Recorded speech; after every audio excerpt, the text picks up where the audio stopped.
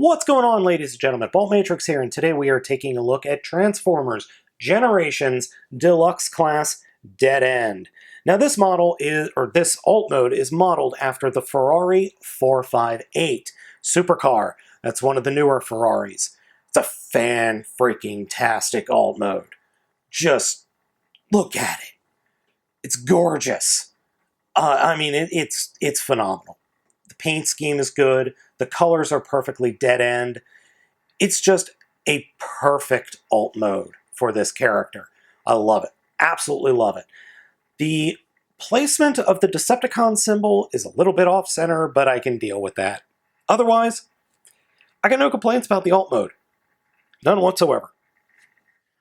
Like his Stunticon brothers, Dead End comes with two accessories. First, the combiner part, which is purple. It has two guns. I like it. And then a muffler, an exhaust pipe.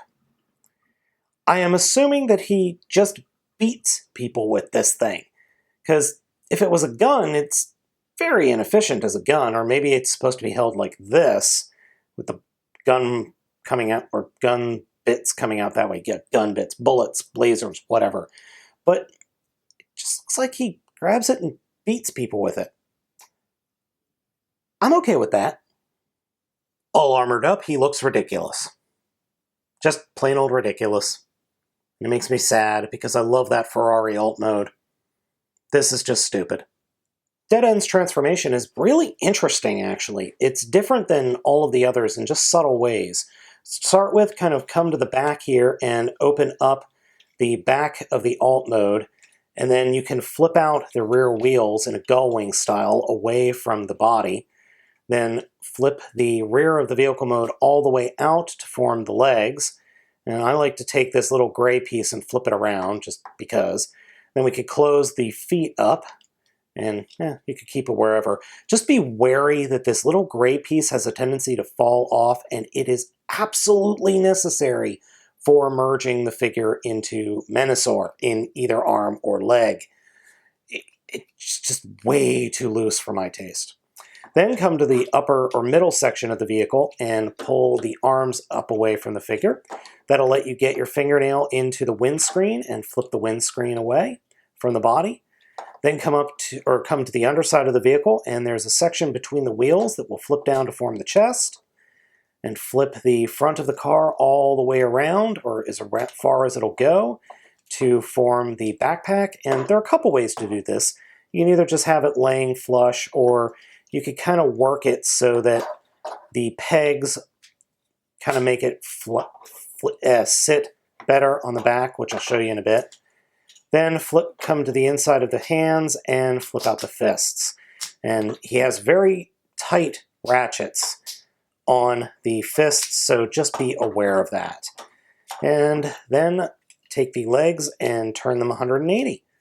And I'll fix the top part here and we'll come back. There's so much detailing on Dead End that I can't really get over that. It's really nice and just very good looking. I like it a lot. Overall, it looks really, really good. Just look at that paneling and molding on the chest alone. And then his head is a very nice update to the G1 figure. While I wish these figures did have light piping, I'm perfectly willing to have them not have light piping for the wonderful paint that Hasbro has been doing, or paint job that they've been doing. The visors are nice and vibrant and bright colors, with the faceplates being more metallic colors. I really like the paint they've been using. Now I do have some minor issues with the figure, and that has to do with the hip joints and the torso joint. They're much, much, much too loose, but totally fixable with a little bit of super glue or nail polish remover. As again, just be wary that your figures, or if you get a hold of this figure, he might have that issue. I do know my friend over at Toku Nation, Tom, or Soul Ink Chew on Twitter, does have a pretty loose figure. So just a heads up there, guys. You can get some decent poses out of him, but since my figure hasn't had the treatment yet, I don't try to do any crazy poses because he has a tendency to fall over.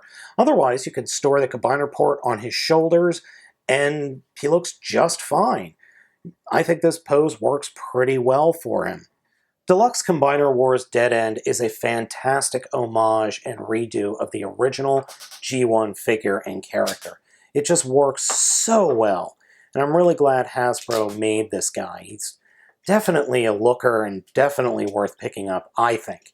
Now, there are some issues, as I said, but they are all fixable, which I appreciate greatly. I mean, it's not like there's something intrinsically wrong with him that cannot be corrected using a little bit of material and whatnot.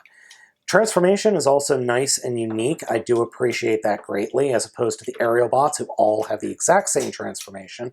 The Stunticons all seem to transform a little differently, which, as I said, much appreciative. I think this figure is great and is definitely worth picking up. Now, one word of note. This mold is going to be used for the Wild Rider figure that's coming out a little bit later this year.